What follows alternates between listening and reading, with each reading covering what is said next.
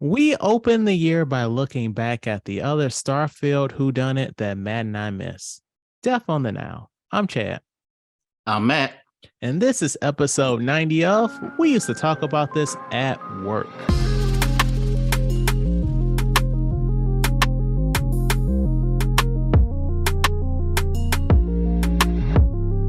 All right. So, we've had a good little while into the year now, Matt. Have you already failed at your resolutions?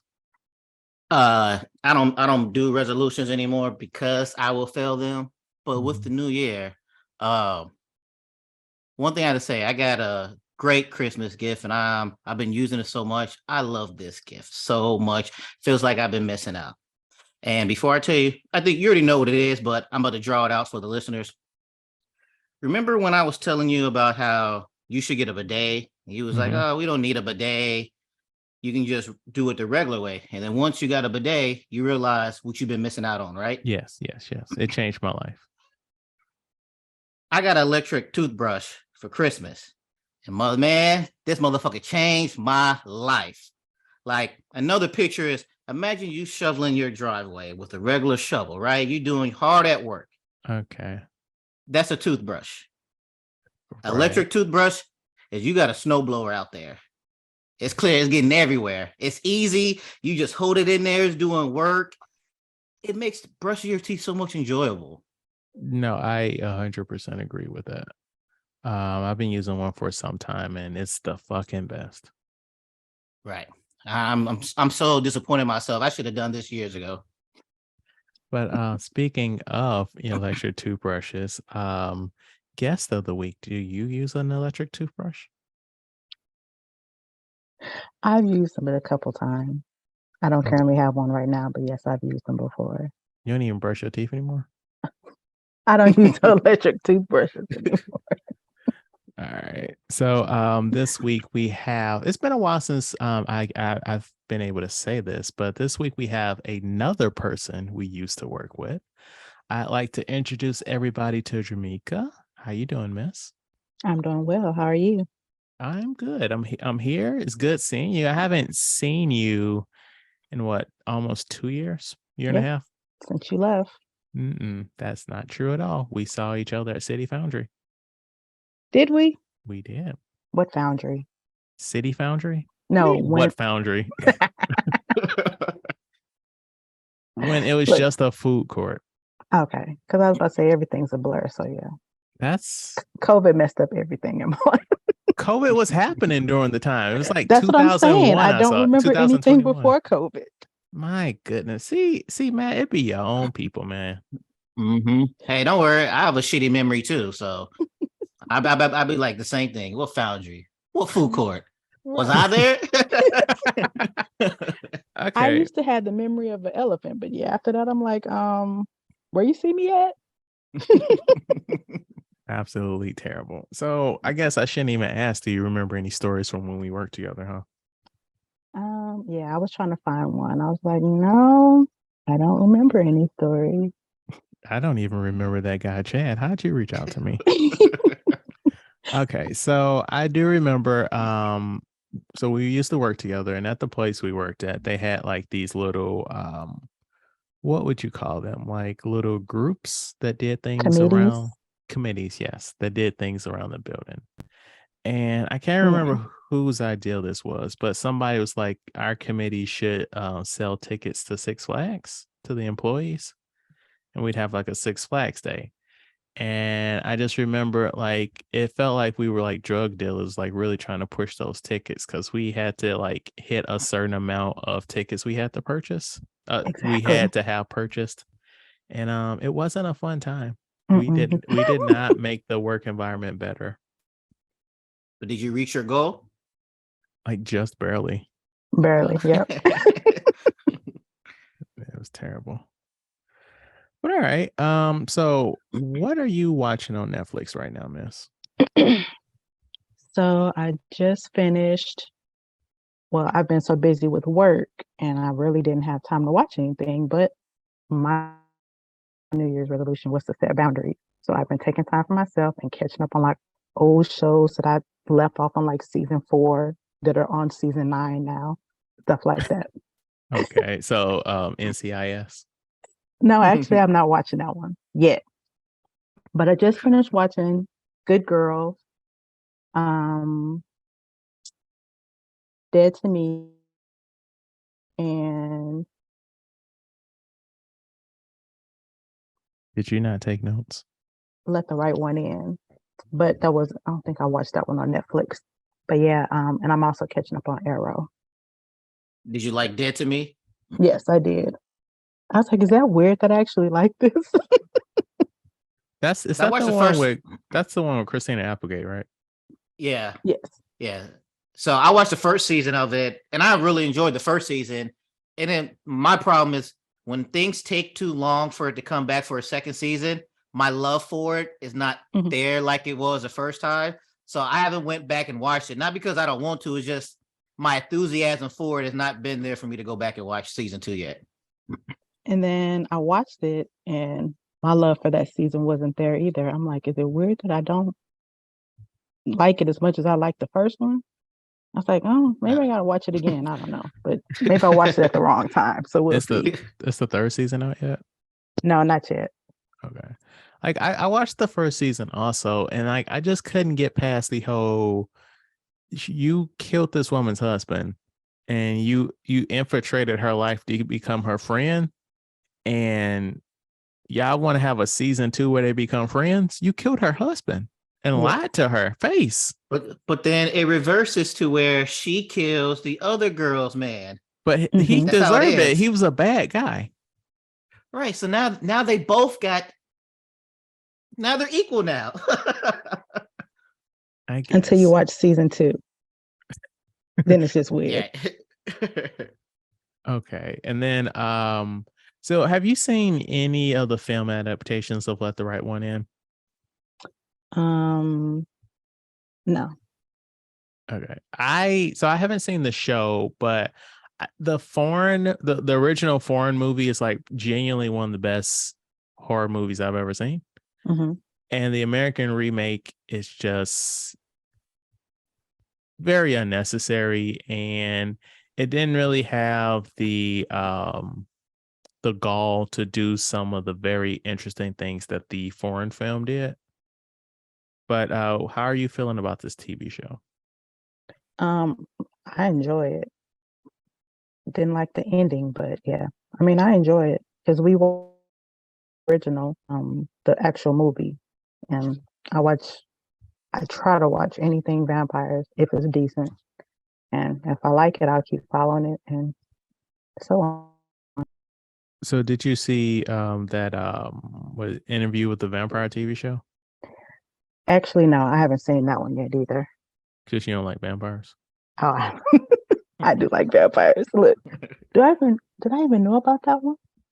Yes, I think it's on AMC, I think. Oh, But it's like technically the way that they're doing it is a sequel to the Mhm. movie, but they mixed around some races of people and stuff. Okay. Yeah, I didn't even know about that one. You said on AMC. Yeah, the only thing I watched on AMC was Walking Dead. Why?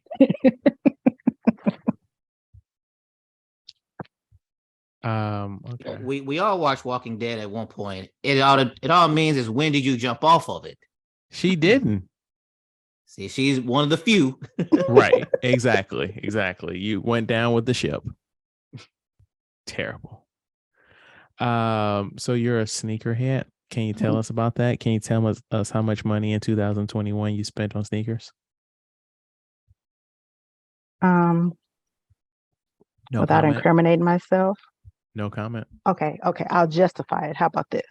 Okay. My total amount is for a household of 3. So it's not just my total. You buying everybody's shoes? It's a group effort. I mean, this Or is do a y'all family all of have the same shoe size, so y'all just trading? Like it's just going around in a circle. my daughter and I, we have the same shoe size, but she wants her own and I want my own. And See, then of that's not course we cost can't fit my effective. husband's shoes. So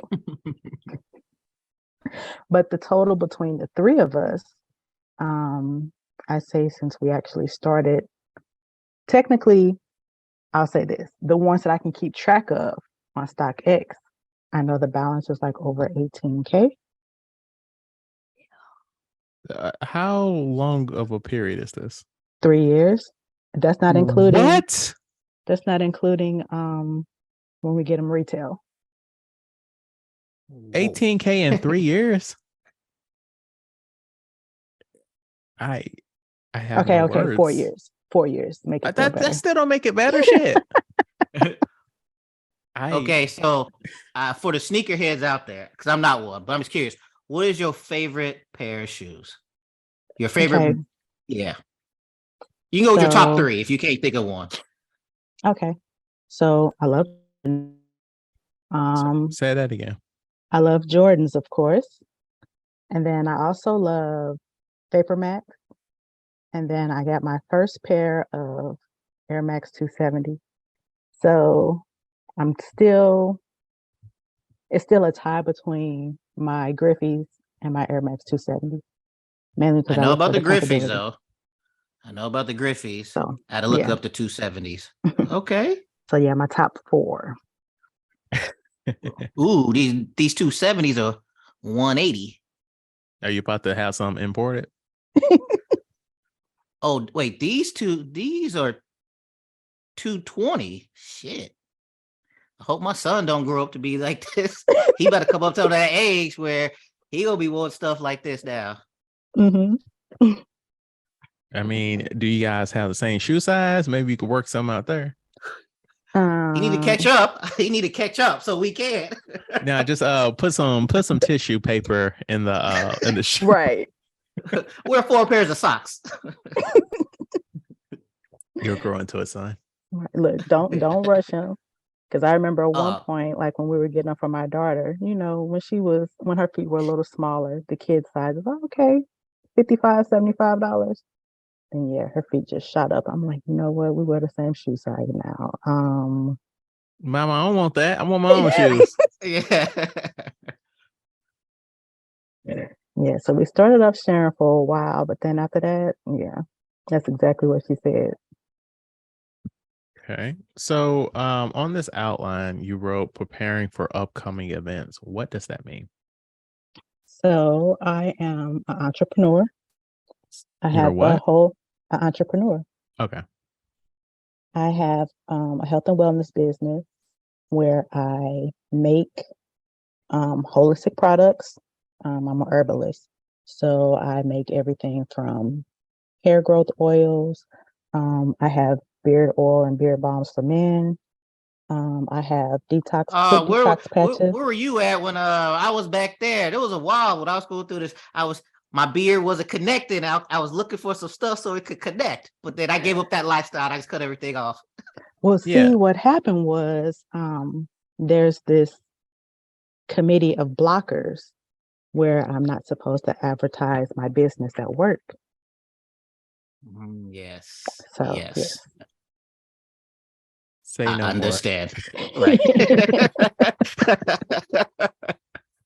But now I'm out in the open. Yeah, this is Look, this is I'm a different to platform. be out in the open. This is a different platform right now. But yeah, sorry, cut you off. But yeah, you was listing besides the beard oils and you can continue.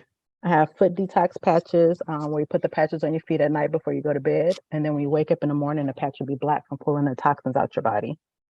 Yeah. Oh wow. That make me feel like I got dirty ass feet.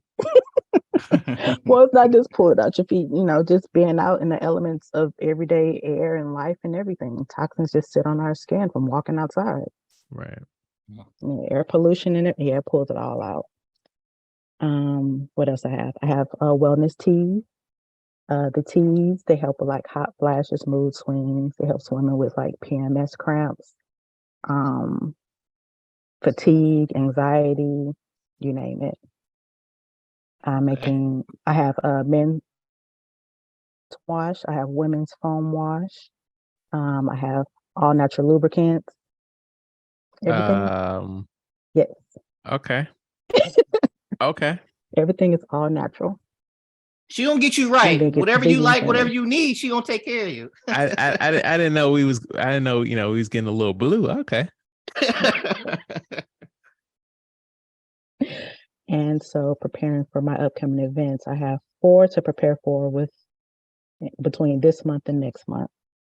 So I would be at the Machinist Hall on the 22nd for a chef versus bakers event. And since you like to cook, Chad, I was going to bring that up to you. See if you want to Dang. go out there. That's you over here jumping ahead of the outline. What the fuck you doing? Well, then put that at the end. Then, Rare. yeah. Put my upcoming events at the end. We'll talk about that offline. Okay. Okay. I didn't think. Well, we didn't do a real pre-show check-in because I like this shit to just flow off naturally. But yes, we're definitely also gonna have you plug that again at the end. So Okay. well, my point I was trying to get at is like a lot of times we'd be like, all right, guess you got something to plug, and they like, no. So it's nice when Nah, people actually are trying to, like, we trying to help everybody out here to eat. So yes. Yeah. Because I was like, that's what I'm all about, health and wellness. And lubricant. That's part of health and wellness. Yeah. It is. It helps the mental. And the physical. And physical. Mhm. Physical, mental, emotional. It's like Yep. So this is gonna actually be your last episode because on the outline you wrote you're into wrestling, and I can't have any more of that. that's fine. This can be my last episode. You'll miss me when I'm gone.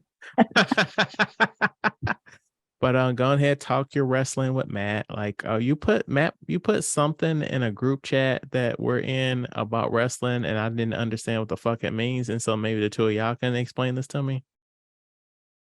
Nelson put it in there, or who put that in there? Oh, maybe it was Nelson. I thought it was you. Yeah, Nelson. No, it's Nelson. I responded back to it though. Okay. But yes, Germeka, so what do you want to talk about wrestling? No. What did that mean? That was all letters. Oh, sorry. Vince McMahon. He is the owner of Let me take that back. Vince McMahon was the CEO of WWE. He came under scrutiny and allegations for paying hush money to these women that he was having an affair with and things of that. So he stepped down. And then Triple H and Stephanie and Nick Khan took over everything. And now that was probably about maybe 6 months ago, something around that time. And now he is back. But what about the allegations? Does that mean nothing? It means nothing. I mean, they're still going on and things like that, but he said that he felt that the people pressuring him got bad advice for him to step down. He said reports said that he feels like that if he would have just stayed there, all that stuff would have blown over. Anyway, so you want to talk about wrestling, right? That's just another love, like the love for sneakers. That's all. I've been into wrestling since I was maybe like 10. I used to watch it with my dad growing up. Watched it in my teenage years with my dad. And then when I met my husband, he's a big wrestling fan too. Watched it since he was a child. So Who's it's a family of your wrestlers. who's your favorite wrestler from the past and your favorite wrestler currently? So my favorite wrestler in the past used to be Hulk Hogan. And I remember like on my 10th or 11th birthday watching an event when he broke his neck and I almost cried because it was on my birthday. And I Did he thought that was actually just break the his end of neck? him.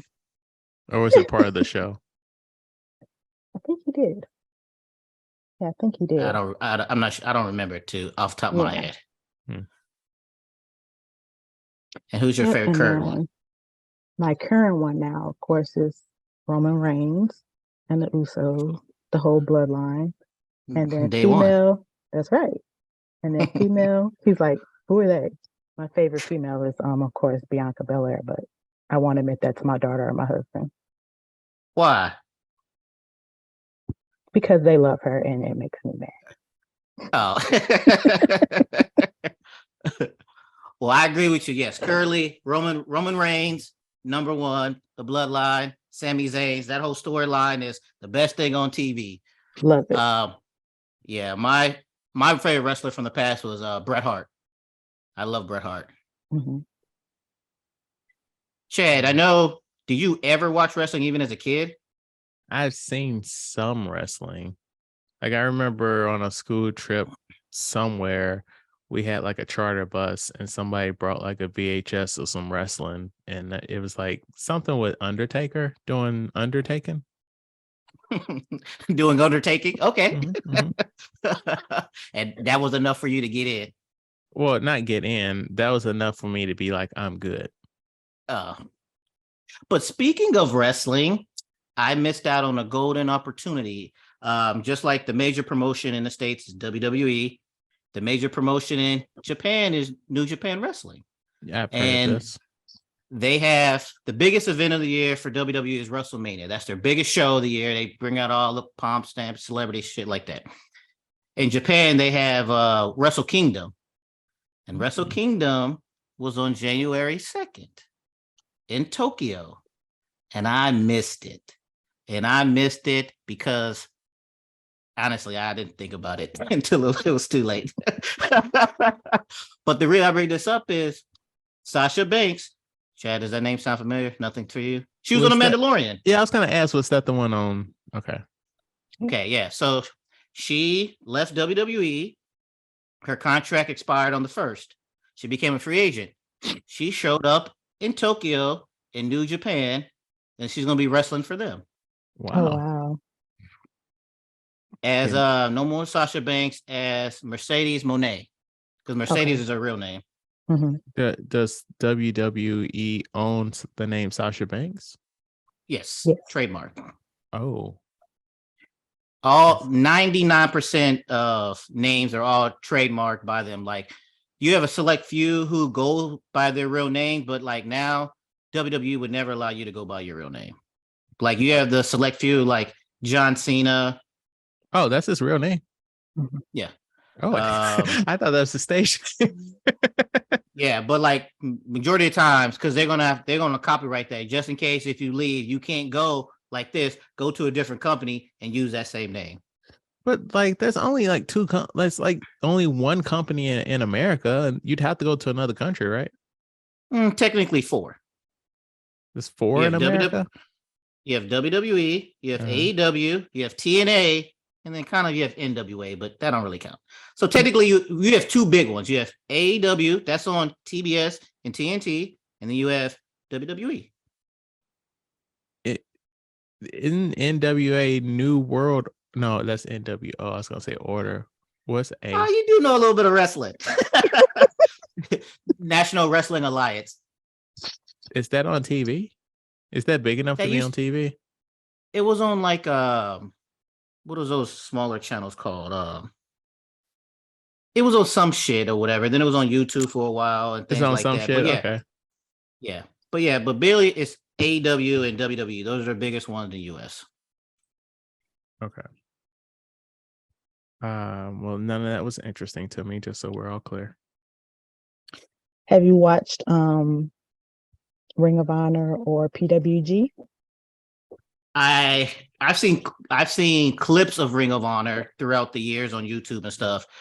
PWG, I haven't seen anything. I mean, I've seen matches here and there of PWG because I know that's where like a lot of the guys that we see now got started in Ring of Honor, the Samoa Joes, the Seth Rollins, Daniel Bryan, things like that.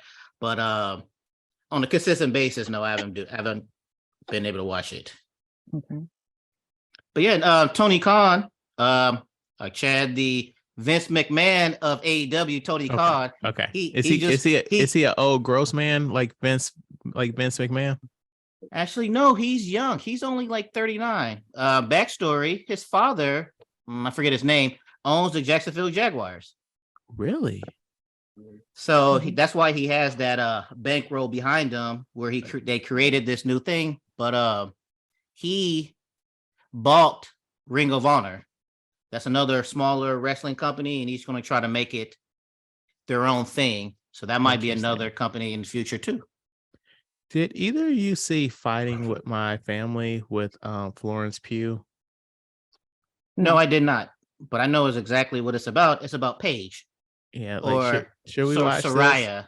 Maybe I'll get some sort of appreciation for wrestling if one of my favorite actresses is actressing as a wrestler. Your friend's in there too. The Rock My fr- playing as The Rock.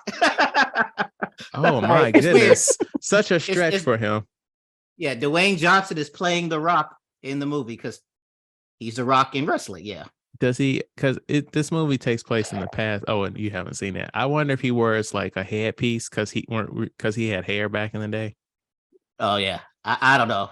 I mean, we could review this movie. Maybe all right, we might have to do that.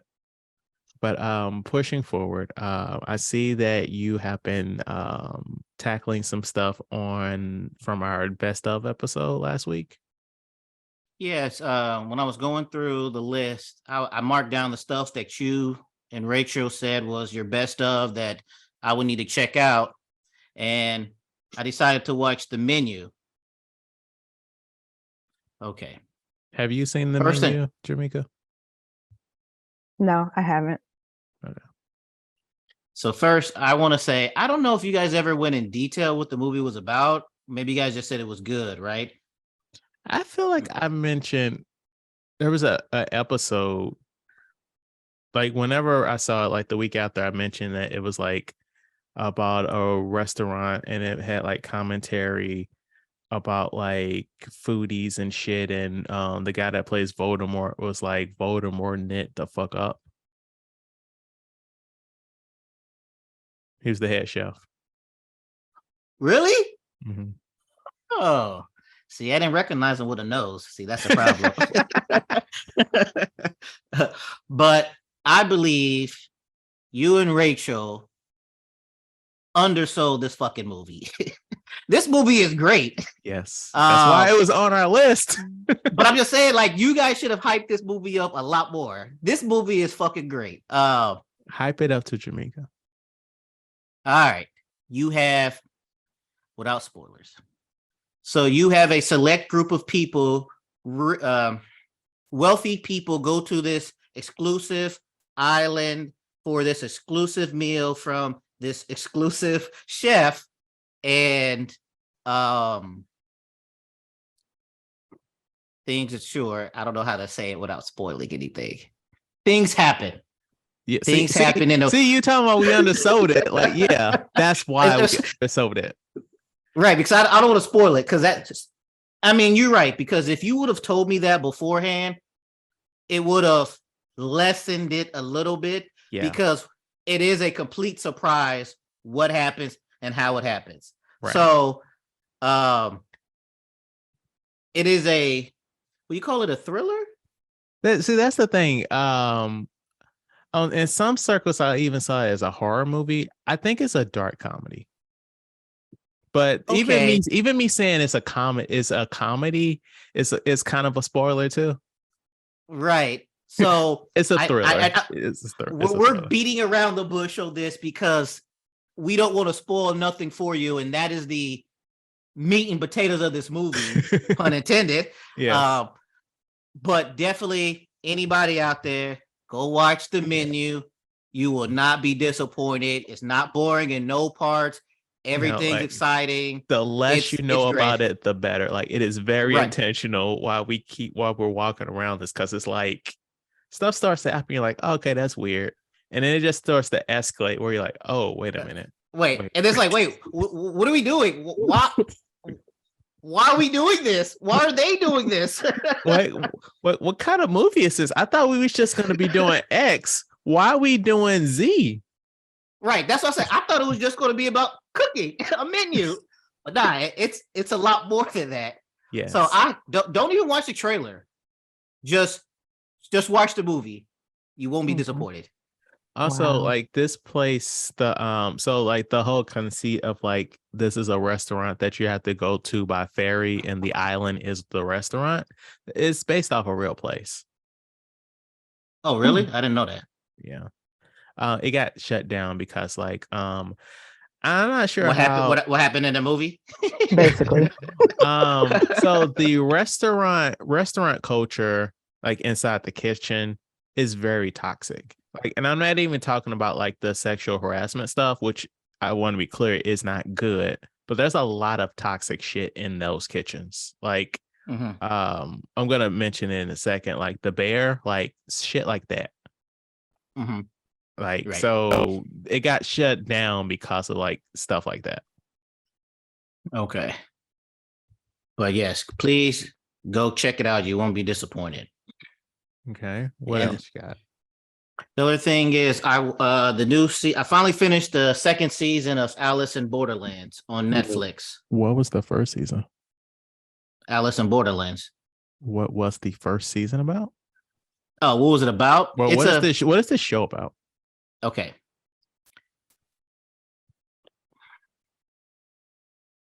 Imagine Squid Games, Mm-hmm. but Japanese, Okay. and they didn't volunteer. Oh, okay. All right, I give you light spoilers on the premise. Is basically these guys hang out. They're in Shibuya, basically downtown New York. Whole bunch of people. They go into the restroom. They come out.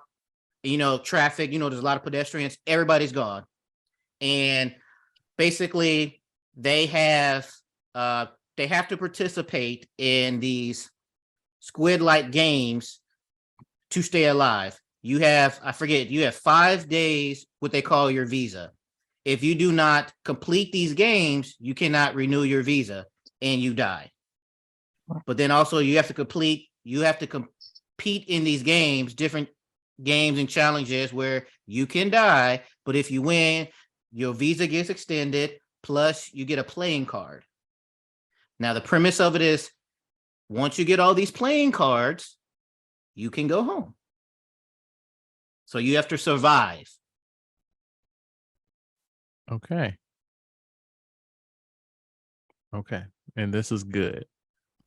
Oh, it's real good. It's real good. Because they have to survive these games and the storyline between the people, because there's nobody there except for these people. So stores are ransacked, and it's kind of like a Walking Dead type of city where there's nothing going on, and how they survive. You have people killing other people, and it's good. It's real good. So I finished season 2, and it was good all the way up until the end. I should say that I didn't like the way the ending ended. I ain't gonna put no spoilers out there, but I was left underwhelmed. They put a nice little bow on it. Like, there's no season 3. Well, the way they wrapped it up, it shouldn't be a season 3. And plus, But it's there on probably will Netflix. be. Who knows? It's on Netflix. Netflix like to cancel stuff. And that's a whole other conversation. Yeah. Right. So, but if you watch season 1, you will like season 2. Okay. But speaking of Japan, though, so how they say, how these what's the word I'm looking for? Boomers like to say the young generation doesn't want to work and things like that, right? Mm-hmm. Well, apparently neither does the old people either. They don't want responsibilities. The young people, old people don't responsibilities. Doesn't want extra responsibilities. So I was going through, and the article was on the Economic Times, and basically they have businesses in Japan. So, for example, you have a farming business, and it's $1 million farming business, and the owner of this business, like, I'm getting old. I was planning on passing my business down to my kids or like one of my senior workers or whatever like that. And the problem is the kids don't want it. And the people working there don't want these businesses. They don't want the extra responsibility of doing these jobs. So instead of shutting these businesses down, because that's going to affect, farming industry, that will affect the workers and their lives and everything else like that. What they're doing is they are selling their business on pennies on the dollar. So, for example, if my wife, for example, could go and be like, find one of these businesses, the CEO businesses that they're selling for like $200. And they will sell the business to her for her to run it because they don't have nobody who wants the responsibility to keep running this business. I mean, okay, so this is a good week to have Germeka on here since you yourself are a business owner. Like, I would imagine, like, it's a lot to run a fucking business, right? It is. So, and that's what I was thinking. I was like, because if this business is like $1 million business, so it's been running, like, as a CEO, you are not taking care of the day-to-day operations of this business. You're taking care of the bigger scheme things of maybe signing deals for whatever stuff like that. But the day-to-day operation is going to keep running regardless of the CEO.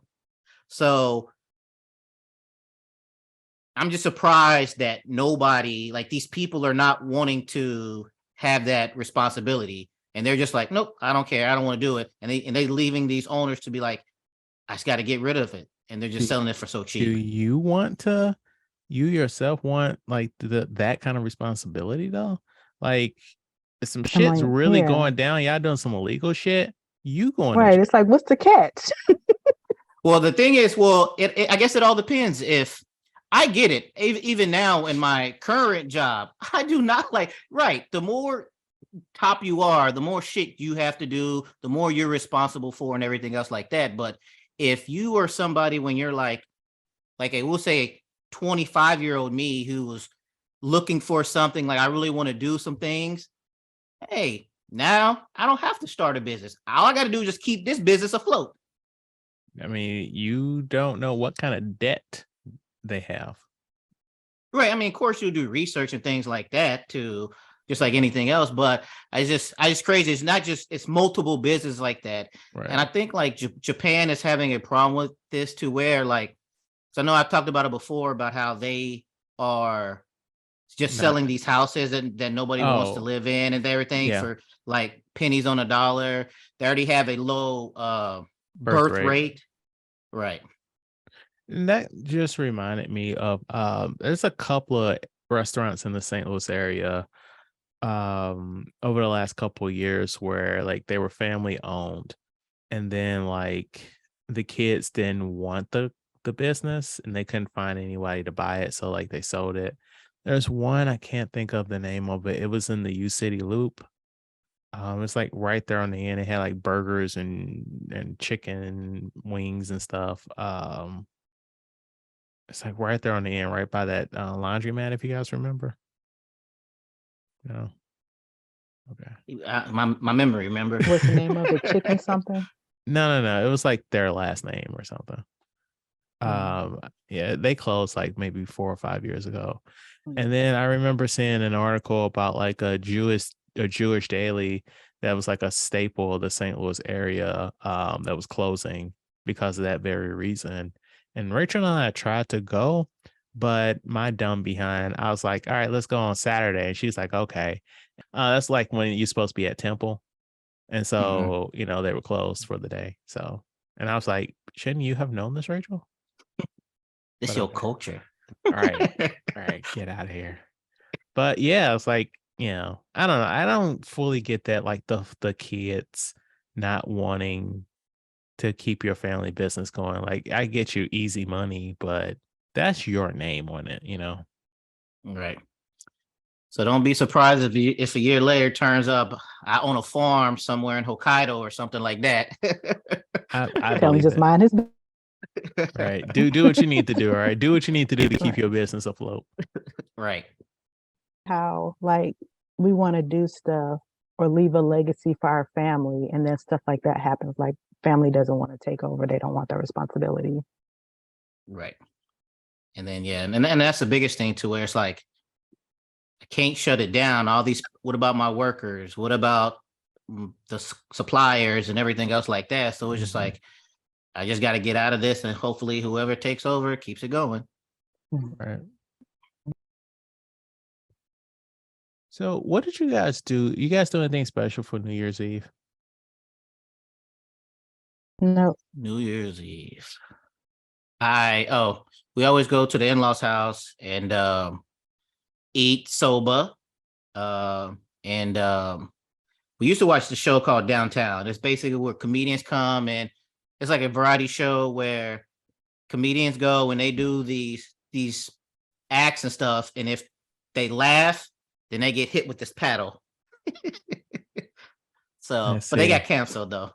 I wonder why.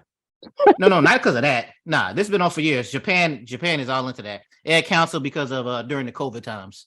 They Okay, couldn't be out here in these streets doing that kind of thing no more. that makes sense. You didn't even watch the ball drop, Germeka? No, I didn't watch it drop. Okay. I was So too busy watching something on Netflix.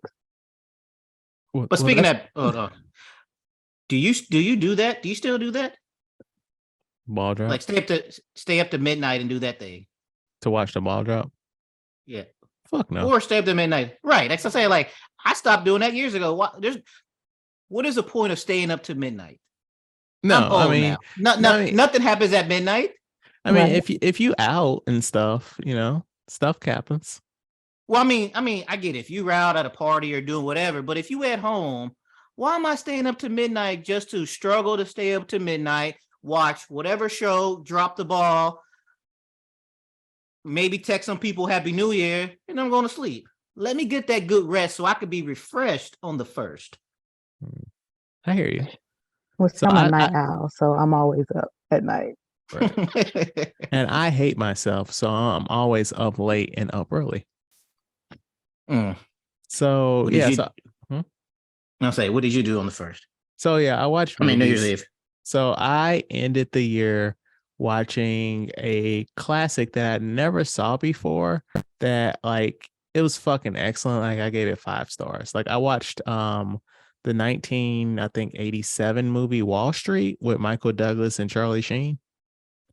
And the movie's excellent, y'all. Like there were some parts where they were talking about like stock exchange shit, and like I didn't fully understand it, but I'm like, okay, I don't feel dumb. I get some of this. But like Michael Douglas was acting his fucking ass off in this movie, like acting rings around Charlie Sheen. And then I looked it up and like he got an Oscar and a Golden Globe for his performance in that movie. And I'm like, yeah. And so like I finished it a little bit before midnight.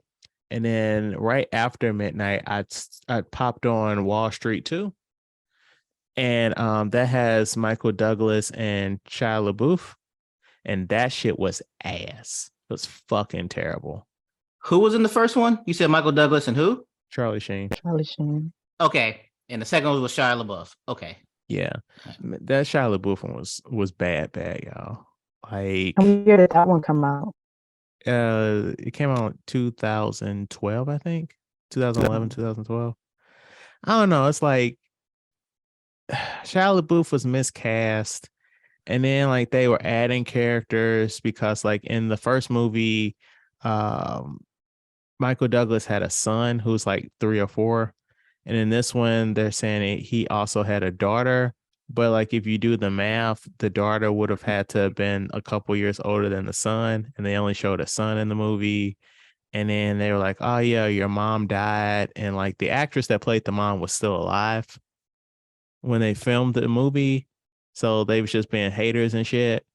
And then like Charlie Sheen had a cameo in the movie, and it basically pissed on all the character development that he had by the end of the movie. Like by the end of the movie, Charlie Sheen's like in tears because like he's about to go to jail for the shit that he did.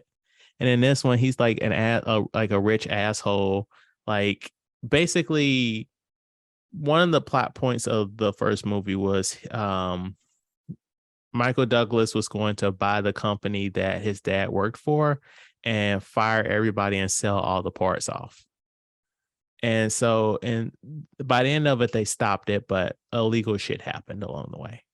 And in this sequel, he's like, oh yeah, I did my time in prison, and then I took over the company, and I recently sold it, and so now I just play golf. And it's like, bro, the whole point was that you didn't want the company sold. And also the lesson that he learned was money is not good. Mm-hmm. And now he's a rich asshole. Okay, cool, bro. Cool story. Okay, So yeah, that sequel was bad. Shia LaBeouf was terrible. Like, why? Yeah, we all love him from Even Stevens, but like, what did he have any good movies? Like, I'm being serious right now. Besides Disturbia, Disturbia is excellent. But did Shia LaBeouf have any good movies? Like What everything was that there's movie? What that movie where it was like spy cameras racing him around the city? Eagle Eye Uh was bad. oh, I don't remember. I'm trying to think of a movie now. Let me go look him up. Eagle Eye, But Transformers, Indiana Jones 4. Like, but you said when you sent me that, you was like, "Have you seen this?" And I told you this is a movie, the only movie I've ever walked out in the middle of in the theater. oh yeah, you told me that. Because like I'm watching this, I was like, I don't get what's going on. And this is like my wife was new to coming to the States and everything. So like her English wasn't up as par. So I'm like, if I don't understand what's going on, I know damn well she don't understand what's going on. So I'm like, hey, you understand what's going on? She was like, nah. I was like, do you want to leave? She was like, yes. So we walked up and got out. I felt so stupid watching that. I'm like, I know a little bit about, I knew a little enough about stocks in the first one to kind of understand what was happening. I couldn't tell you anything that was fucking happening. Yeah, they just went too far deep Yes. into stocks and Wall Street, where it's like, I don't know what the fuck is happening right now. Right. Yeah. So fuck that second one, but I highly recommend the first one. Like I gave that 5 stars and I gave the second one like 0.5. So fuck that movie. Oh, I liked them in iRobot. Oh, I forgot he was in that. The little sidekick. Yeah.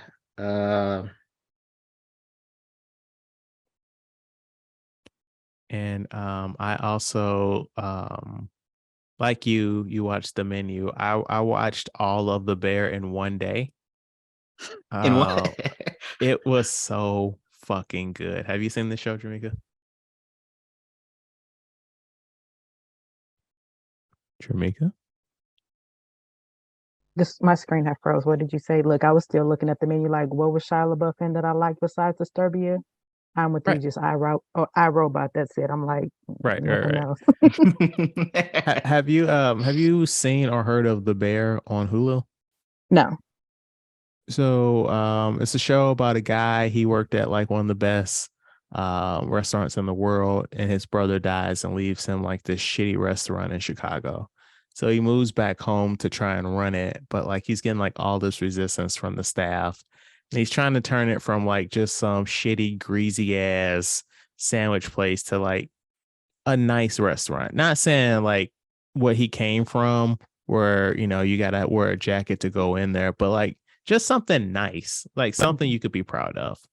And it's like about the trials and tribulations, and it's just a lot of cursing along the way. And it's just like it's so well acted, like it's cast excellently. Like I didn't recognize anybody in the cast except like they have an uncle character, and then when they shoot do a flashback to like the brother who died, I knew who he was. But everybody else in this show, like I never saw a day in my life.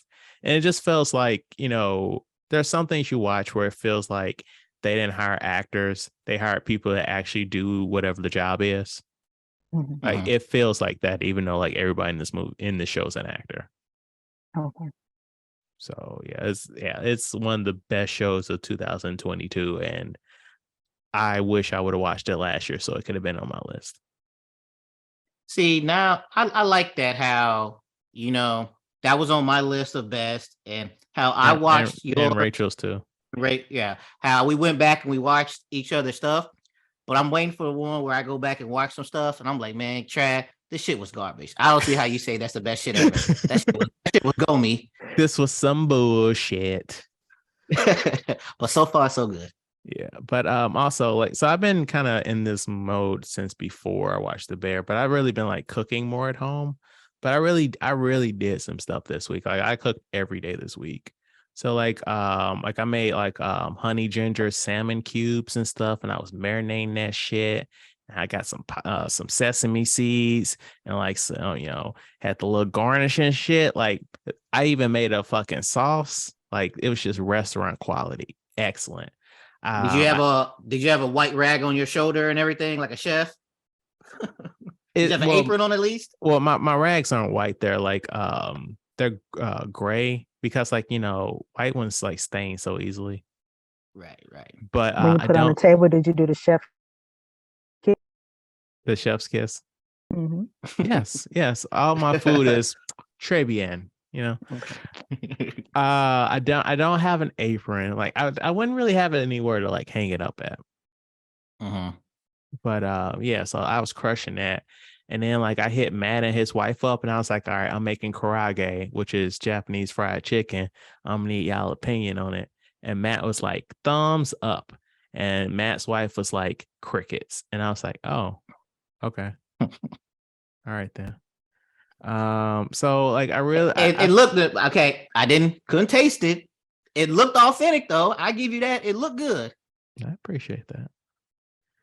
And then I flew a little too close to the sun. I tried to make huli huli chicken with Dole Whip. Like I made the Dole Whip too. And it was a no-go, dude. Like it was I made a mess in the kitchen. So now I'm questioning everything that I thought I knew. You should have stopped off that karage. You should have stopped there. I really like how you went Japanese on that one. That's I appreciate that. Hey man, I gotta let the people know that I'm really out here living this life. But yeah, so I will continue my best to keep being the bear, but minus all the yelling and shit. Are you yelling at yourself like, yes, chef? Well, I am saying like, oh man, I gotta clean my station and shit like that. Right.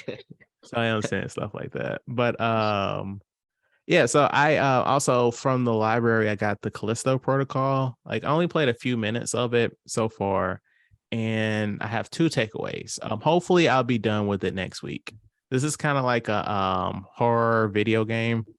And take number 1 is Josh Duhamel. I didn't realize Josh Duhamel was the lead of the game. He used to be married to Fergie, and he was on that TV show Las Vegas that was on NBC. He was also like in the first 3 Transformer movies. He was the white army guy, Tyrese's sidekick. Oh yeah. You Okay. know what I'm talking about? Yeah. Yeah. You should have led with that because other than that, I'm like, Yeah. Yeah. Well, should have started with that one. I was like, well, as I he was was like, listening, he's like married to Fergie. I was like, nah, that ain't it. I don't know. well, as I was saying it, I was like, oh wait, they looking blank. Hold up, let me keep going. And also my other takeaway is that this might be a not fun time, because like there's a part where you're supposed to like crouch and like go between some boxes and shit, and like my guy got like stuck, and I was like, is the game glitching or am I doing something wrong? And so like I went and looked at a let's play, because this is like 5 minutes into the game. And like on the let's play, they just crawled right through. And I was like, oh, okay. So this game's glitchy. Okay. I see what we're doing here. All right. Cool, bro. Cool. It's not my fault. So hopefully I'll be done with it by next week and I can give a report. But last thing I want to talk about, I was debating on if I want to talk about this. So friend of the show, Rachel, and I, we saw this movie called Tar. It stars Kate Blanchett. She's like a conductor. And I just want to be transparent. I did not like this movie, but I cannot stop thinking about this movie. So the very first scene of the movie, it brings up the age-old argument of, is it possible to separate art from the artist? Like if a person is problematic in their personal life, but their work is great, can't we just look at the work without taking into account the person's personal life? Now, me personally speaking for Chad, I don't believe there's such a thing. Especially in the society that we live in, where there's whole job economies based around the personal lives of celebrities, right? Like the gossip columnists, the TMZs, all that shit. Even them themselves, like they're putting themselves out there on social media. I know it's a version of them, but still, And so like our whole society is like, we want the whole picture of the person, not just their work. So my personal, just speak once more, speaking from my personal opinion, you know, I don't think there can be a such thing as separating the art from the artist in this day and age. I don't. I agree and I disagree, but instead of saying separate the art from the artist, is I want to say like there is some stuff you will accept from an artist, and some stuff you will not accept from the artist. I agree where they're the same thing. Where some things people can let some stuff slide, and other stuff people can't let that slide. Let them slide with. The R. Kellys, the Chris Browns, the any other stuff going on, the Kanye West.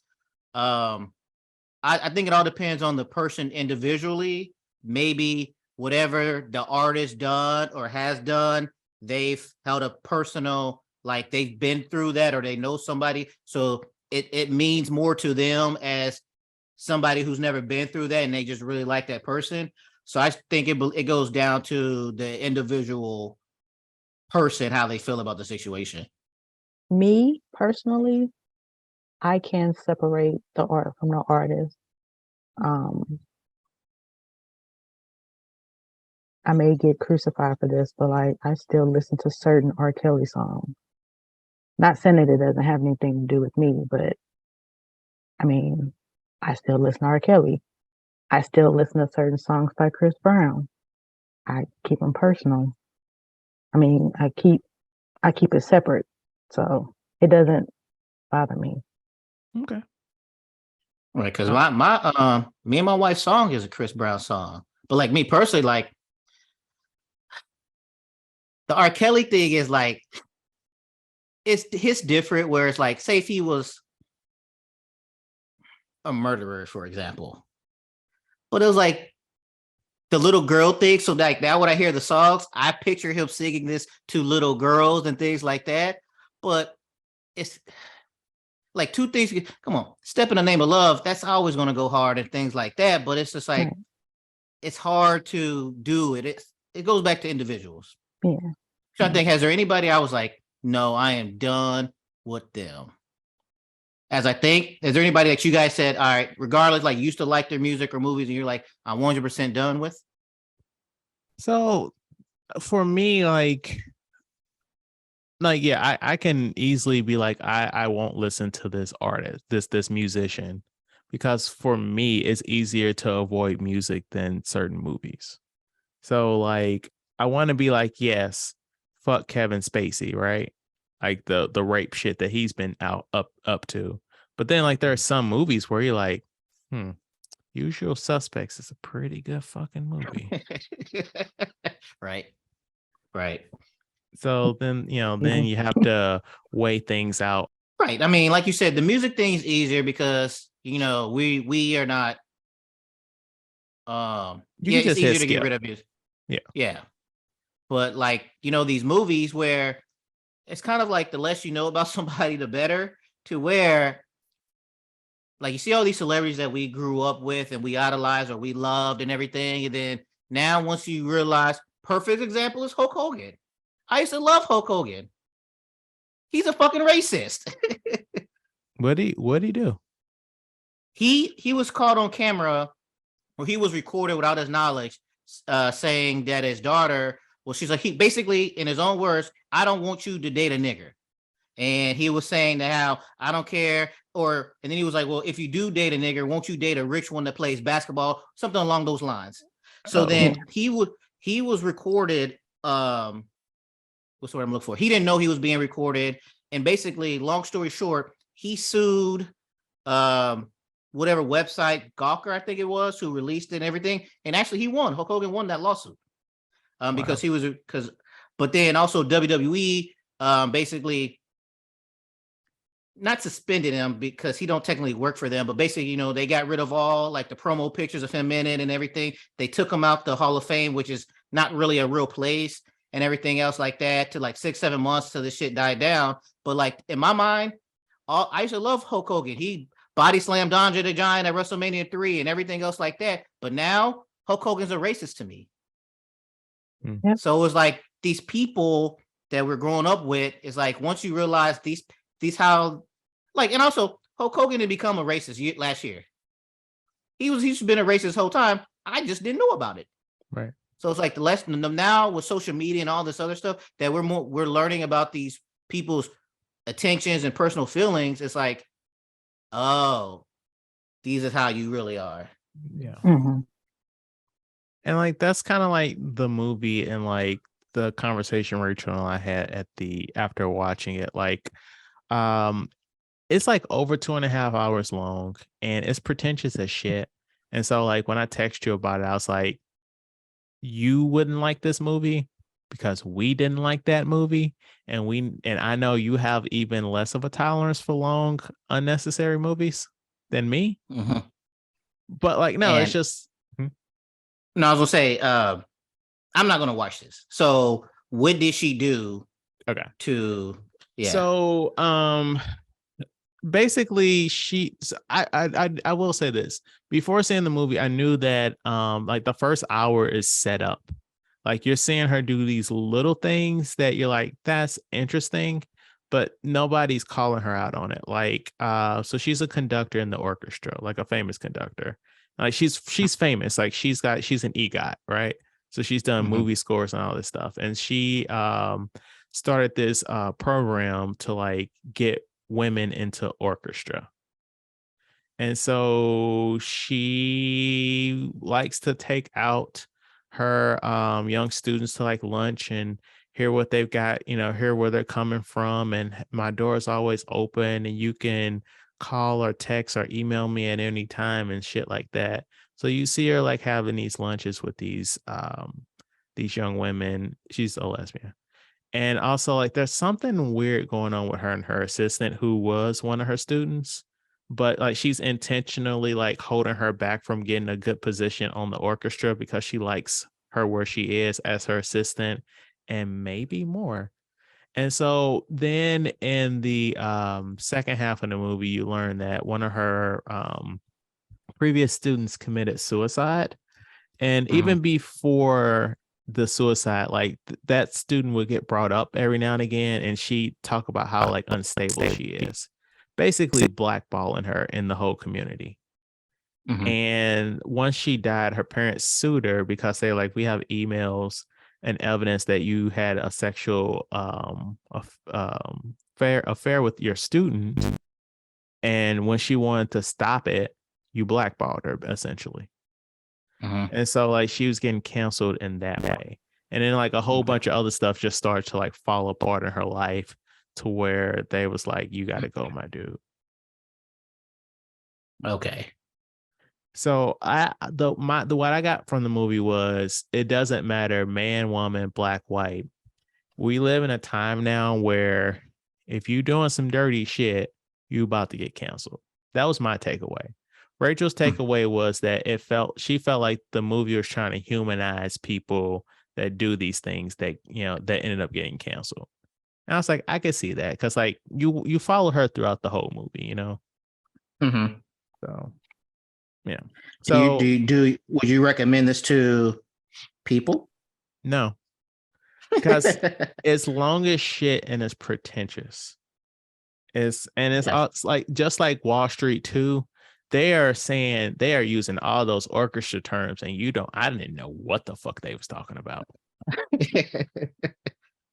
I was about to make up an example, but I couldn't think of one on the spot of an orchestra word. But yeah, I cannot see that. Yeah. So anyway, Matt and I saw a TV show on Netflix called Kaleidoscope. Have you heard about this, Germeka? Not until you text me asking me, have I heard about it? So that was my first time. I'm like, what? But yeah. So Matt, what is Kaleidoscope about? Kaleidoscope is about the beginning, middle, and end of a heist. And the reason why this is supposed to be new and different is because Netflix, there's 8 episodes. and Netflix was going to randomly show each episode in a random order for each users and or watchers. And they said no matter what order you get, you will still be able to understand the plot, and your takeaway of the story will be a little bit different than somebody else in a different order. Okay. So what order did you get, Matt? I got, well, of course, everybody started with Black, the 1 minute intro, but then my order was green, yellow, orange, blue, violet, red, pink, white. So I got green, yellow, violet, orange, blue, red, pink, white. Oh, so we only had three. Three in the middle was different. Yeah. I So got yellow, green, violet, blue, orange, red, pink, white, black. you watched it, or you just looked and saw what Netflix gave you? I just looked and saw what Netflix gave me. Okay. So yeah, it's about a heist. What did you have any favorite characters or moments, Matt? Okay, I did, but with the random order and the way they did it, it changed. It's not like after this whole season, this is my favorite character, because they changed throughout the episodes. And so, like, for example, is my first episode of Green was when they were in jail together. So coming out, I really like Stan. He was in there cooking that up. They do the whole mushroom things to get out of jail, and they're doing all this stuff. And I'm like, I like Stan. But then as it comes on, like as it further goes along, I'm like, I don't really care for Stan anymore. So later on, then towards the end, I kind of like Judy, the chemist person. Yes. Yeah. So what were your favorites?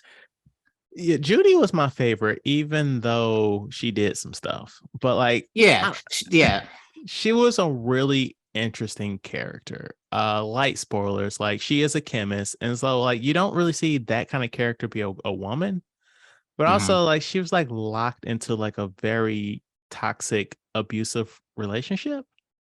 And so like that was a very interesting element, especially like how she handled all of that, I thought. Especially like all the stuff, like how they were showing her when she was smuggling the stuff inside jail. When she did the nail thing on the stuff, I was like, oh, that's dope. Yeah, she's Where very they had chips on her resourceful. nails. Yeah, very resourceful and everything. Yeah. And I kind of liked the daughter character, Hannah. Okay. But I wish that they would have given her more to do in the series. But and also, Ike, I'm sorry. I'm so sorry. We need to do better in Hollywood and stuff. Please start hiring more Black people in hair and makeup, because those wigs they was giving sis was fucking terrible. Shit was The first horrible. Wait, the first time he met her, when she had that black wig with the bangs. Oh my god! I was like, was Tyler Perry on this episode? Yeah, that hair was bad. It was real bad. And it was they did a flashback episode, and like young Giancarlo Esposito, like his wig was so bad too. Oh yeah, his hair. And even like when he had, he had like finger waves on it. It was like a weird wig. It's like, why would you just give himself a baldy and call it a day? Right. I don't know, like, but funny enough, so the flashback episode and the jail episode were both directed by one of our favorite people in Hollywood, Robert Townsend. Okay. Yes. So, Is that the green? That's a green one, right? Green and violet. Green, Meteor Man. Oh shit! Right. It's all connected. Yep. Okay, so Matt, I want you to pitch to Germeka what you think the best order of the show is. Like, give little details about what happens in each episode. Nothing too spoilery, to kind of wet the whistle to be like, this is the order that I think you should watch the show in.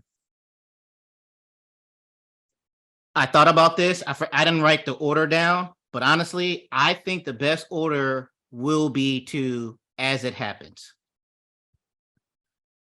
Okay. I was afraid you were gonna say that. Right, because I mean, I get it where you want to do this is what before and after because it leaves questions, but it gives you a more complete story all the way through if you watch it as it happens. I hear that. Like my biggest disagreement with that is the episode that takes place after the heist.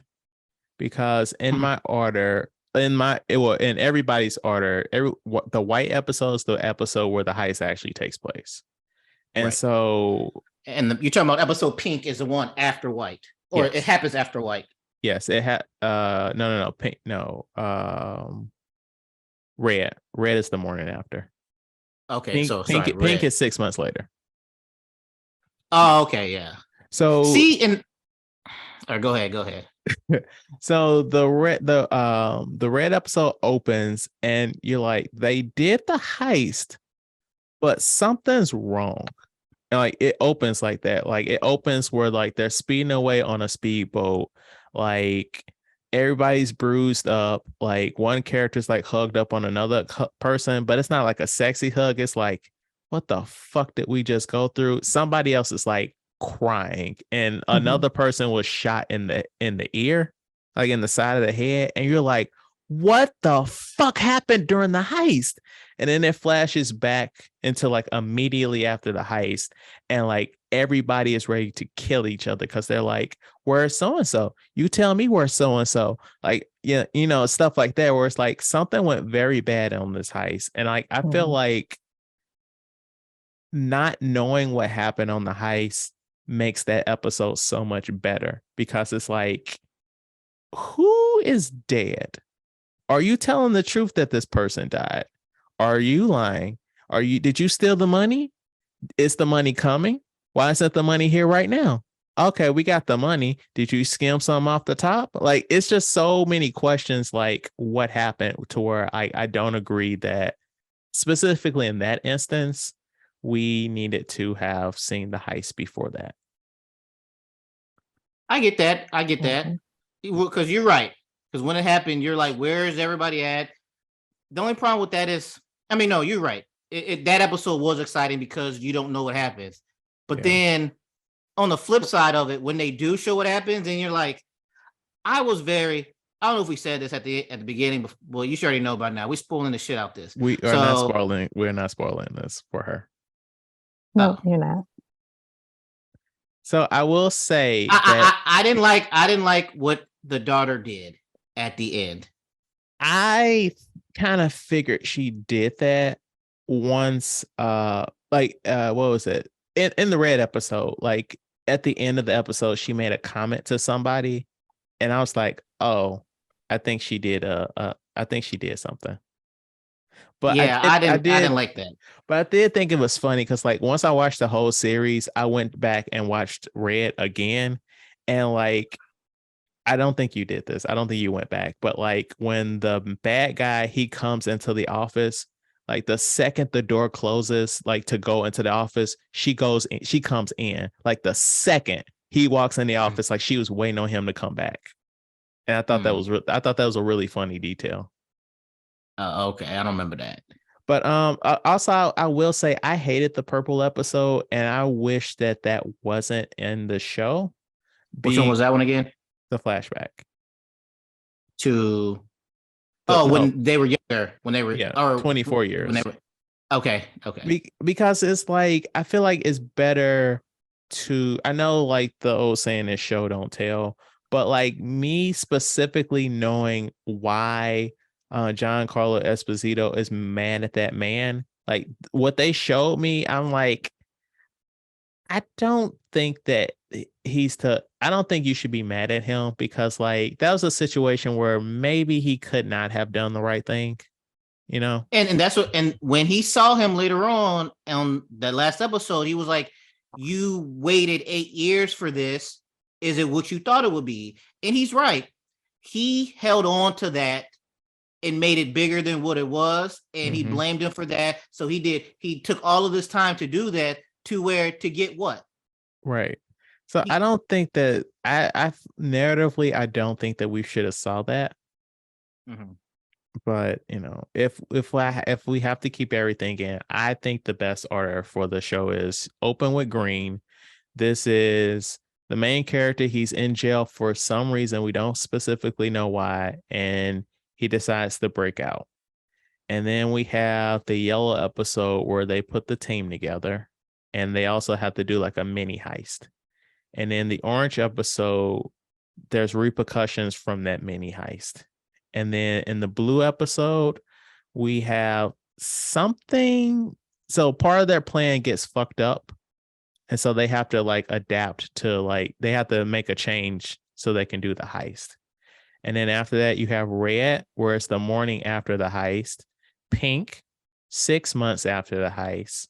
Purple, this is our flashback episode. Why is Giancarlo Esposito so upset? And finally, white, connecting all the dots. I feel like that's, in my opinion, the best order for the show. Okay. But one thing I want to ask you, you said favorite character before. Which character did you hate the most? Oh, everybody's going to have the same answer. Jack Courtney.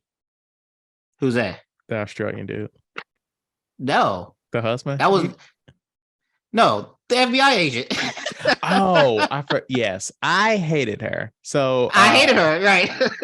I was kind of conflicted because, like, at first I thought she was like Mexican or something, but then she's talking about how like she's like Middle Eastern and she had to like be undercover and like send like brown people to jail. I was like, that's fucked up. I didn't like her the first time we saw her. I don't want to spoil because it revealed whatever. Yeah, she was on some dirty shit. Right. So that right there, I was like, I do not like her. And it stayed through the whole time. Yeah, I didn't care for her either. And it's just like, yeah, you get what, like when Ava did what she did to her, I was like, good. Right. Good. That's like they got the right. I was like, I'm glad that happened to you. All right, one more thing. Judy. I did like the cliffhanger with her. Okay. You don't know what decision you don't know what she chose to do. I don't think she did the right thing. Will be the right thing though. Going back instead of walking away. Oh, wait. I think she left. And you say that's not the right thing? I mean, we both know how that character felt about her.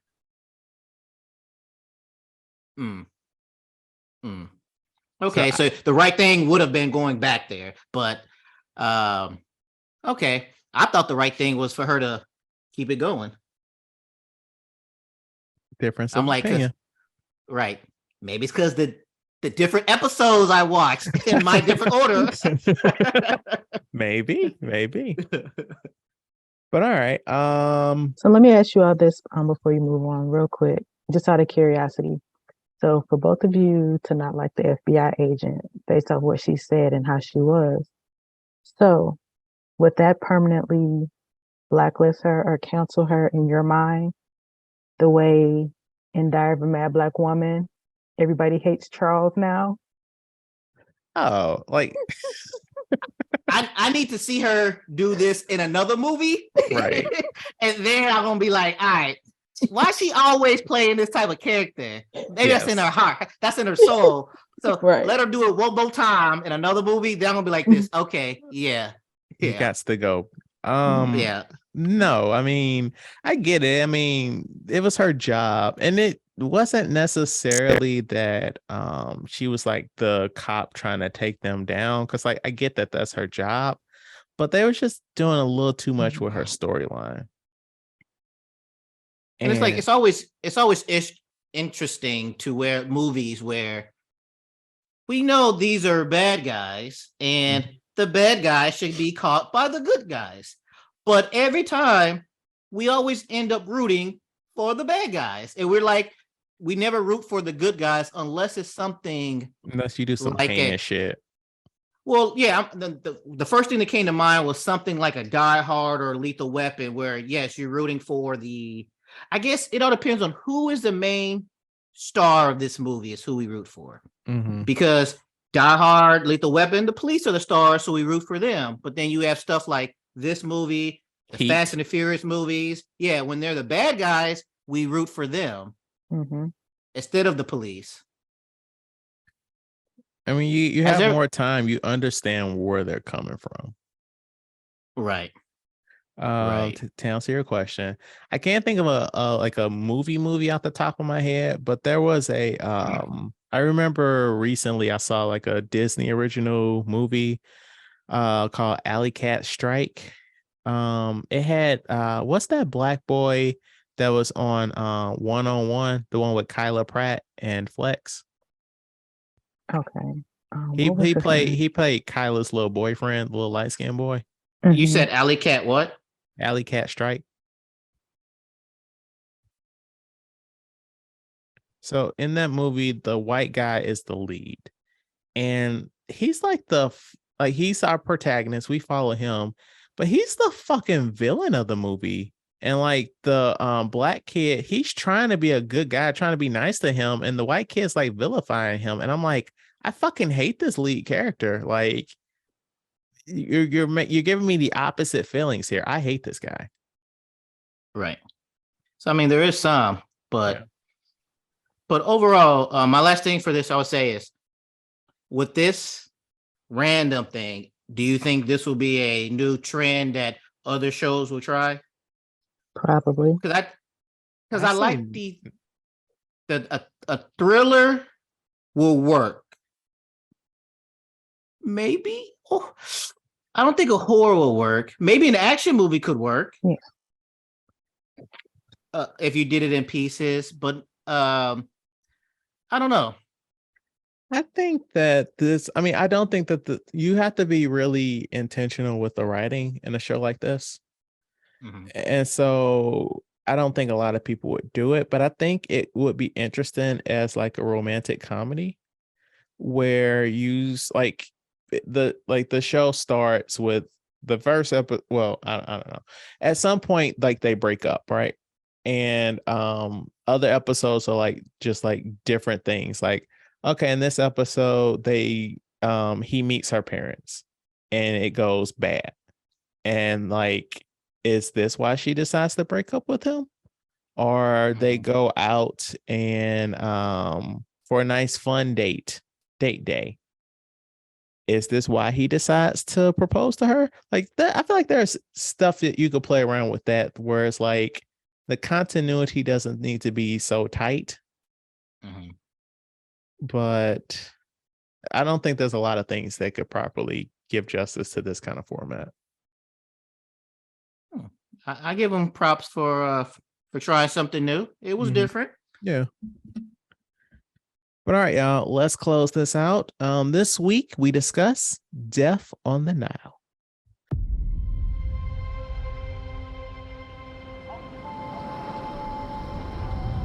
The romance of the desert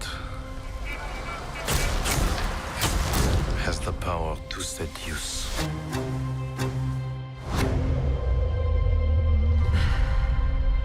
I ask you,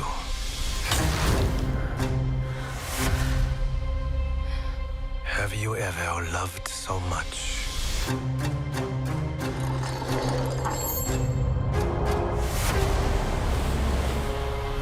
Been so possessed by jealousy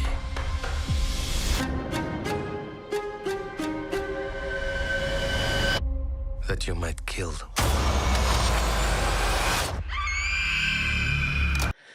So, Germeka, tell us what this movie's about. So this movie was about, And you can get as raw as you want. You can spoil shit if you want. so the movie was about this rich woman going on a cruise. To me, long story short, going on a cruise with a bunch of people that she thought was her friend or her friends, and they all basically hated her. And she ends up getting murdered. And everyone that hates her, they have a reason that they hate her, and they all could be good suspects. In like different parts, I'm like, okay, I see how it could have been this person, or I see how it could have been that person for each one of them. And it was crazy, like, you know, by her actually falling for, or however she ended up getting with her husband when she was introduced to him through one of her friends. It was the friend's fiance, and then whatever happened with that. But then for the lady to get killed on the cruise, and then other people started dying off, and trying to figure out who did it with the detective on there. I'm like, okay. It was crazy to, okay, like you said, to spoil it or whatever. Just knowing how it ended, which I didn't like the ending. It was weird. But for it to be the same people from the beginning, that she was introduced to, just being, you know, her so-called close friend or whatever, and then her husband. That basically, for me, is like a reminder of something that I was taught as a child, to trust no one. I'm like, okay, I see it in this movie. You know, you think or feel like all these people are your friends, or even the godmother and all these. And it's like, all these people could have offed you. And like, based off what you all were saying with the Kaleidoscope, I'm like, okay, that gives me the same vibe with that movie. Trust no one. So see, I'm just going to stick with that. Trust no one. And suspect everyone. Did you like the movie? I actually did. I like murder mysteries. Okay. And like Clue, and, you know, the theater games, who killed who with what, all that. So yeah, that was right up my alley. It was definitely better than the other one you tried to have me watch. We're not gonna reference. We're not referencing that. Don't do that. I know. I didn't give the name. What did you think of this movie, Matt? I enjoyed it. I liked it. I like how Gal Gadot is. I don't like her, and I like how she is not a likable person, and I like how she got what was coming to her. I like the murder mystery. Like, honestly, let's skip to the end. I did not. It wasn't. You know, when you watch something, people are like, oh, that's who done it. It wasn't like that to me. And once he came out there and they said who done it, I was like, oh, like that. I did like. I did like the lead into it. And when I say the lead into it, where they were there, she shows up. I mean, backstory. She shows up and to their wedding. They don't want to be there. They try to leave. She shows up again. So then now we're like, all right, the only way for us to do this without her is be on a boat in the middle of nowhere. We can get this thing going. And then she shows up again. So then it stays on the boat in the middle of the ocean type of thing. But yeah, the murder mystery. I liked how every single person, like Germeka said, had motives and legit motives and everything to kill her. The thing that I thought was weird later on was, did we need the beginning war story of the detective? That's, So I'm like, like, what why? did that have Like, to we do could, with it? right? They could have done a mini thing to been like, oh, this is the world's greatest detective, and then we're off to the races. Why did we do that? Because watching that I beginning, want to I'm like, bring why that. did Chad want me to watch this movie? I'm like, I was gonna I was gonna bring that up. Yeah, I didn't like that. Like, why did his mustache need an origin story? Right. It was just like, that did not add anything to this. You know why his mustache is so gnarly? You know, I mean, guys, don't you know that you can grow hair over scarred tissue? Don't y'all know that? of course, I do. I- Or I guess to also show, you know, him being in a war and having that attention to detail to give all the details, But like this on the is boat, for him to sit there and say, like, you weren't in the bed all night because the bed wasn't made the same exact way. Germeka. This is part 2. This is the sequel. And also, they said it like 18 fucking times. He's the world's greatest detective. We understand you got like some good, perception. Wait, you said this is a sequel? The first one was Murder on the Orient Express. It came out in 2017, I think. I did not know that. Yeah, this is a sequel. Murder. It's on the another Oriental star-studded movie. Express. So okay, so that kind of leads into some stuff. Oh shit! It is. So wait. Hold up. So I mixed some stuff up. So like I'm watching the movie and I'm like, it's been a minute since I've seen Daisy Ridley. Like she don't look like I remember her looking like, but okay. But then as the movie's going on and I'm looking at this girl and I'm like, oh fuck, that's not Daisy Ridley. She was in the other one. I genuinely thought that girl was Daisy Ridley. So the question I have is, Murder on the Orient Express. Mm-hmm. He has the same mustache, right? Yep. Did they do an origin stories on the mustache? Then? No, they waited to the sequel to do the origin story on the Then I mustache. was gonna say that doesn't make any sense. So you had the mustache in the first movie, and it went fine without an origin story. But they were like, you know what? We missed out on the first one. We didn't explain why he has this mustache. Let's put it in this one.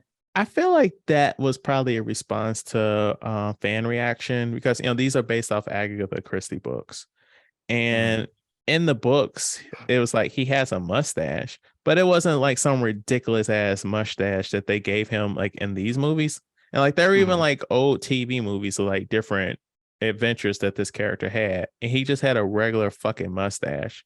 So I think they were trying to justify why it looked so weird. All right. Is Murder on the Orient good? Yeah, it's really good. I'm gonna watch this today then. So so like I really do want to know why these movies think that they can pull off de-aging technology. Like Marvel's the only, I understand that this is technically a Disney movie since Disney owns Fox, but Marvel is the only company that can pull off like good de-aging technology. My man's looked terrible in that flashback. During the war. Oh yeah. But all I can say is like while watching this movie, I thought back to Die Hard 3.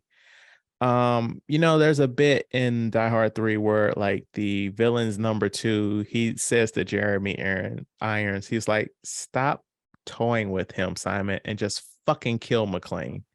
And so as I'm watching this, I'm like, will somebody fucking die? Like, I don't give a shit about none of these motherfuckers, all right? Like, I'll be honest, I did not like this movie. I did not care for it. And also, like, I kind of suspected the husband was in on this shit.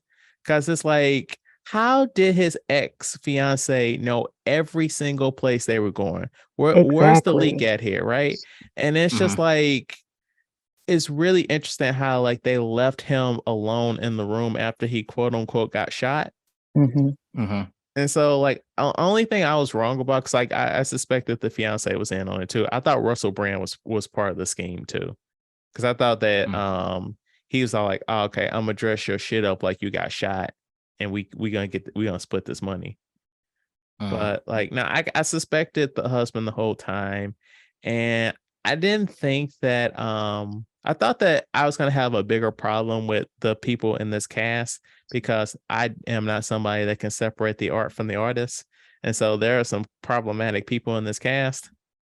And so I was like, okay, well, it's funny that one of these problematic people is the villain, Armie Hammer.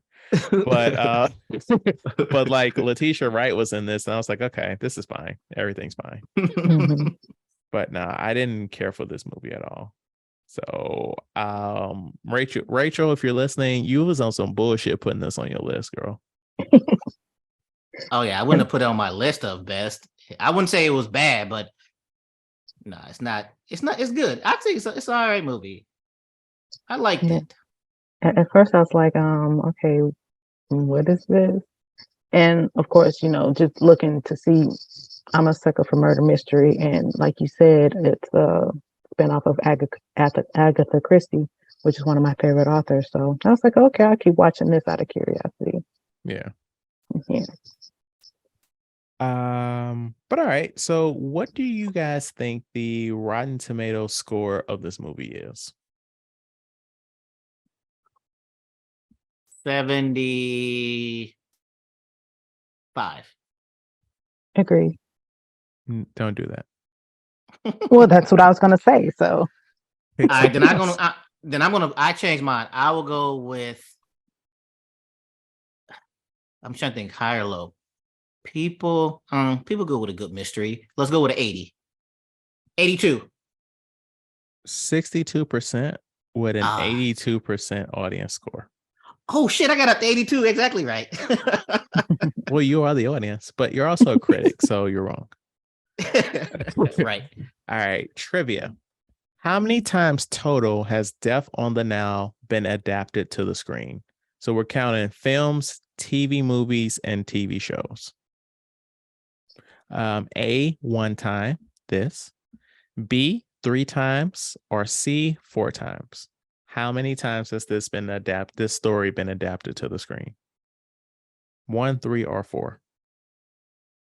I say 4, and my reason is because you said books or TV shows, so that means I want to assume it's one of those. Well, no, And not books.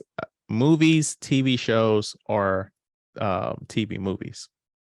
Right. So you listed 3 things. So I'm like, at least 3 of those things, plus one more, just in case there was another movie I did not know about. So that's why I'm going with 4. 4. All right. So you're both saying 4? Yes. Okay. Can we stop copying homework? Can that be a thing? All right. Then I go with 3 then. So obviously we have this 2002 film adaptation, right? There was a 2004 TV movie, and then there was also a 1978 big screen film as well. So the answer is 3. Okay. Yes, I'm glad I switched. All right, so this is a bit of a trivia dump. This first one I wrote, if you guys scroll all the way to the bottom of the outline, you'll see 2 posters, the poster for the first movie and the poster for this movie. People watching on YouTube, you'll be able to see this, but audio listeners, you'll have to Google this. Visualize it in your head. So if you look at the poster for Murder on the Orient Express and Death on the Nile, the person that is killed in each movie is the very first person shown on the poster. Uh-huh. So I thought that was kind of interesting. So I wrote that one. So other trivia. This movie has been delayed several times. Originally set for a 2019 release, delay in filming pushed it to 2020. Then due to COVID-19, it got pushed around several times until being set for fall 2001.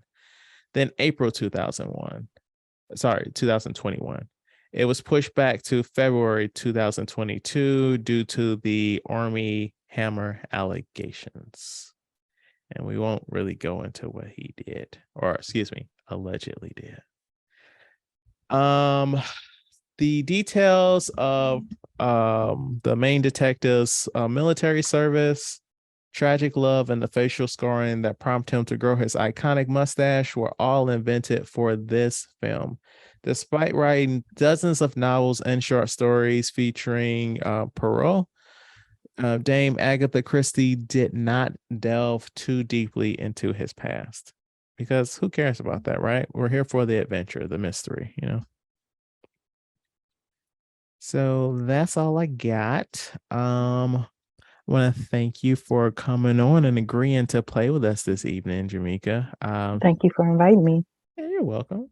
It's been a minute since we talked, so it's nice to kind of catch up a little bit. I mean, I think less of you because you like wrestling, because I hate wrestling.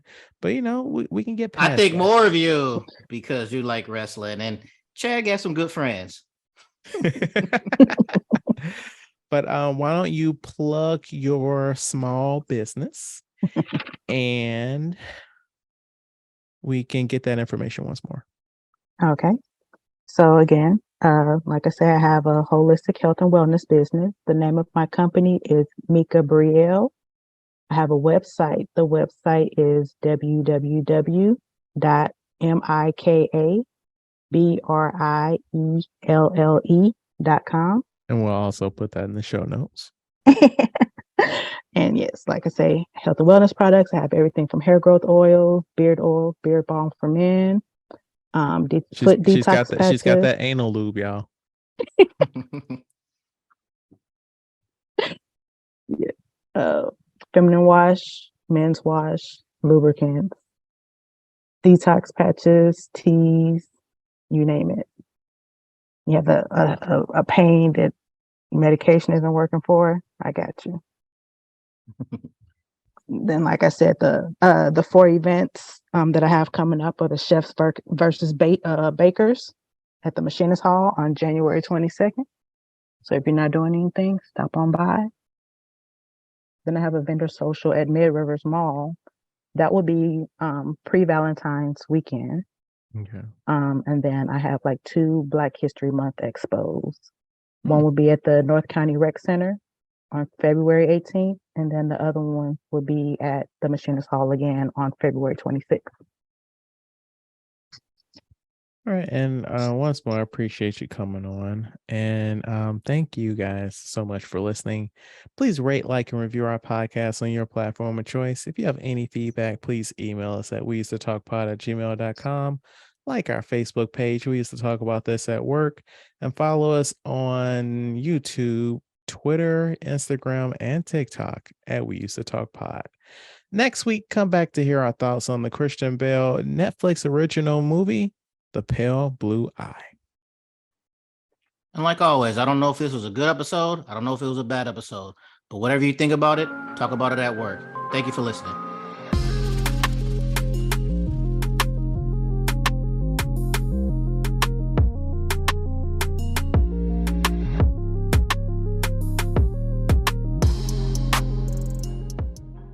That's an episode. So how we feeling, y'all? I was reading the shit he did. This Hammer dude, he a wild boy.